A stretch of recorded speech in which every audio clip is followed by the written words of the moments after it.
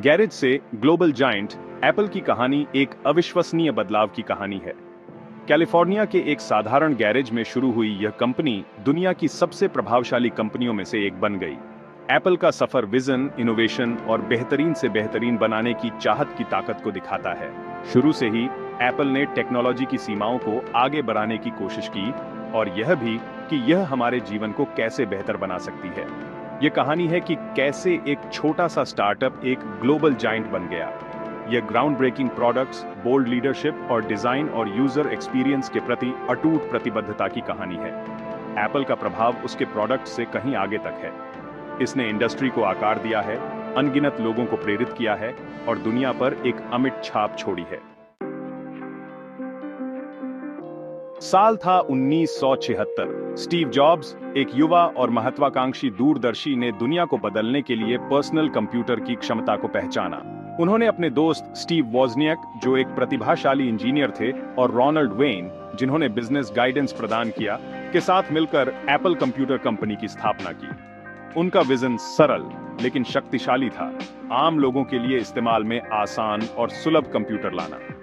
Jobs के garage से अथक प्रयास करते हुए उन्होंने अपना दिल और दिमाग अपने पहले प्रोडक्ट को बनाने में लगा दिया। उन्हें क्या पता था कि यह छोटा सा कदम एक तकनीकी क्रांति की शुरुआत होगी। उनका पहला प्रोडक्ट एप्पल आई वोज़नियाक के इंजीनियरिंग कौशल का प्रमाण था। यह एक बिल्कुल साधारण कंप्यूटर था जिसमें मॉनिटर, कीबोर्ड या केसिंग भी नहीं था। फिर भी इसने एक महत्वपूर्ण छलांग लगाई जिससे पर्सनल कंप्यूटिंग की क्षमता का पता चला। एप्पल आई को मुख्य रूप से उन हॉबियस्ट्स और इलेक्ट्रॉनिक्स के शौकीनों के लिए बनाया गया था जिन्हें इसे बनाने और चलाने की तकनीकी जानकारी थी। हालांकि एप्पल आई किसी भी तरह से व्यावसायिक रूप से सफल नहीं था, केवल कुछ 100 यूनिट ही बिके, लेकिन इसने कंपनी के लिए एक महत्वपूर्ण कदम के रूप में काम किया। इसने बहुमूल्य अनुभव प्रदान किया, शुरुआती अपनाने वालों को आकर्षित किया और सबसे महत्वपूर्ण बात यह है कि इसने अपने अगले अधिक महत्वाकांक्षी प्रोजेक्ट एप्पल II के विकास के लिए पर्याप्त पूंजी उत्पन्न की। 1977 में लॉन्च किया गया एप्पल III एक रहस्य उद्घाटन था। इसमें एक कलर डिस्प्ले, एक यूजर फ्रेंडली इंटरफेस और एक चिकना प्लास्टिक केस था, जो उस समय के भारी भरकम कंप्यूटरों के बिल्कुल विपरीत था। एप्पल II एक सच्चा पर्सनल कंप्यूटर था, जिसे केवल इंजीनियरों और हॉबियस्ट्स के लिए नहीं, बल्कि सभी के लिए डिजाइन किया गया था। यह जल्दी ही एक अभूतपूर्व सफलता बन गया, जिसने एप्पल को लाखों लोगों के घरों और व्यवसायों तक पहुंचाया। एप्पल II की सफलता अभूतपूर्व थी। यह पहला मास मार्केट पर्सनल कंप्यूटर बन गया जिसने टेक्नोलॉजी तक पहुंच को लोकतांत्रिक बनाया और कंप्यूटिंग के एक नए युग की शुरुआत की। समाज पर एप्पल II का प्रभाव गहरा था, जिसने पर्सनल कंप्यूटर क्रांति का मार्ग प्रशस्त किया। भाग 5, एक नया विजन, द मैकिंटॉश। 1980 के दशक की शुरुआत में एप्पल ने एक महत्वाकांक्षी प्रोजेक्ट शुरू किया, मैकिंटॉश। स्टीव जॉब्स ने एक ऐसे कंप्यूटर की कल्पना की थी जो इतना सरल और सहज हो कि कोई भी, चाहे उसके पास तकनीकी कौशल हो या ना हो, उसका उपयोग कर सके। 1984 में लॉन्च किया गया मैकिंटॉश आम कंप्यूटर से बिल्कुल अलग था।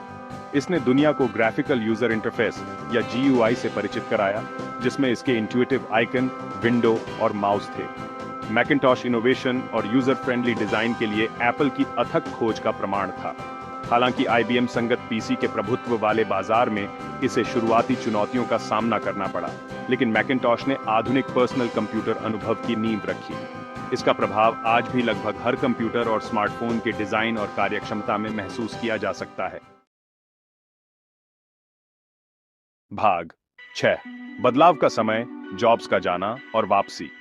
मैकिंटॉश की सफलता के बावजूद 1980 के दशक के अंत और 1990 के दशक की शुरुआत में एप्पल को मुश्किल समय का सामना करना पड़ा।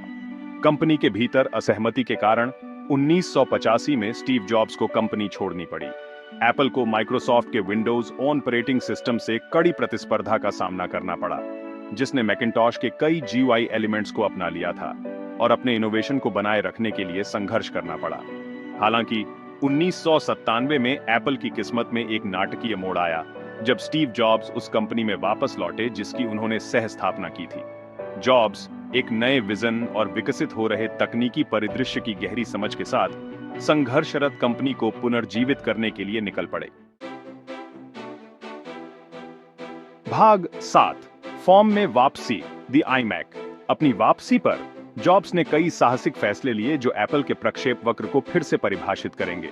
उन्होंने कुछ प्रमुख प्रोडक्ट्स पर ध्यान केंद्रित करते हुए प्रोडक्ट लाइन को सुव्यवस्थित किया और एक नई डिजाइन लैंग्वेज पेश की जिसमें सरलता और लालित्य पर जोर दिया गया। 1998 में लॉन्च किया गया iMac इस नए विजन को अपनाने वाला पहला प्रोडक्ट था। iMac अपने पारदर्शी रंगीन केस और all-in-one डिजाइन के साथ पीसी बाजार पर हावी बेज बॉक्स से बिल्कुल अलग था। यह तुरंत हिट हो गया, जिसने उपभोक्ताओं की कल्पना को मोहित कर लिया और तकनीकी उद्योग में एक प्रमुख शक्ति के रूप में एप्पल के पुनरुत्थान का संकेत दिया। भाग 8, संगीत में क्रांति, द iPod और iTunes। 2000 के दशक की शुरुआत में एप्पल ने iPod और iTunes की शुरुआत के साथ एक बार फिर उस स्थिति को बदल दिया जो बनी हुई थी। iPod अपने आकर्षक डिजाइन, सहज ज्ञान युक्त इंटरफेस और विशाल भंडारण क्षमता के साथ लोगों के संगीत सुनने के तरीके में क्रांति ला दी। एप्पल के डिजिटल म्यूजिक स्टोर iTunes के साथ जोड़े जाने पर iPod ने संगीत प्राप्त करने, प्रबंधित करने और उसका आनंद लेने के लिए एक संपूर्ण पारिस्थितिकी तंत्र तैयार किया। iPod और iTunes ने संगीत उद्योग को बदल दिया, डिजिटल संगीत की खपत के युग की शुरुआत की। यूजर अनुभव पर एप्पल का ध्यान iPod के प्रतिष्ठित क्लिक व्हील से लेकर iTunes के सहज एकीकरण तक ने डिजिटल म्यूजिक प्लेयर के लिए एक नया मानक स्थापित किया। भाग 9, एक स्मार्टफोन क्रांति, द आईफोन। 2007 में एप्पल ने आईफोन की शुरुआत के साथ एक बार फिर एक पूरे उद्योग को फिर से परिभाषित किया। आईफोन केवल एक फोन नहीं था, यह एक क्रांतिकारी मोबाइल डिवाइस था जिसने एक फोन, एक इंटरनेट कम्युनिकेटर और एक आईपॉड की क्षमताओं को एक चिकने और सहज ज्ञान युक्त डिवाइस में संयोजित किया था। इसके multi touch interface, app ecosystem और आकर्षक डिजाइन ने स्मार्टफोन के लिए एक नया मानक स्थापित किया, जिससे हमारे संवाद करने, जानकारी का उपभोग करने और अपने आसपास की दुनिया के साथ बातचीत करने का तरीका हमेशा के लिए बदल गया। आईफोन एक तात्कालिक सनसनी थी जो इतिहास में सबसे तेजी से बिकने वाले उपभोक्ता इलेक्ट्रॉनिक्स उपकरणों में से एक बन गया। इसने एप्पल को स्मार्टफोन उद्योग में सबसे आगे खड़ा कर दिया, एक ऐसी स्थिति जिसे उसने तब से बनाए रखा है। आईफोन का प्रभाव एप्पल से कहीं आगे तक फैला हुआ है, क्योंकि इसने स्मार्टफोन क्रांति को जन्म दिया, जिससे अनगिनत ऐप, एक्सेसरीज और एक पूरी तरह से नया मोबाइल इकोसिस्टम विकसित हुआ। भाग 10, एप्पल पारिस्थितिकी तंत्र का विस्तार, द आईपैड और आगे। आईफोन की सफलता के बाद एप्पल ने आईपैड, एप्पल वॉच और अन्य उपकरणों और सेवाओं के एक सूट को शामिल करने के लिए अपनी प्रोडक्ट लाइन का विस्तार करते हुए इनोवेशन की अपनी अथक गति को जारी रखा। 2010 में लॉन्च किया गया आईपैड मोबाइल उपकरणों की एक नई श्रेणी बनाता है जो स्मार्टफोन और लैपटॉप के बीच की खाई को पाटता है। इसके बड़े टच स्क्रीन, लंबी बैटरी लाइफ और बढ़ते ऐप इकोसिस्टम ने इसे मनोरंजन, उत्पादकता और शिक्षा के लिए एक लोकप्रिय विकल्प बना दिया। 2015 में लॉन्च की गई एप्पल वॉच ने पहनने योग्य तकनीक बाजार में एप्पल की पहुंच का विस्तार किया। एप्पल वॉच स्वास्थ्य और फिटनेस ट्रैकिंग, सूचनाओं और संचार पर ध्यान केंद्रित करने के साथ जल्दी ही दुनिया में सबसे अधिक बिकने वाली स्मार्ट वॉच बन गई। नए प्रोडक्ट श्रेणियों में एप्पल के विस्तार ने उपभोक्ता मांग का अनुमान लगाने और उसे आकार देने की उसकी क्षमता का प्रदर्शन किया। ऐसे प्रोडक्ट्स बनाए जो लोगों के जीवन में मूल रूप से एकीकृत हो जाएं।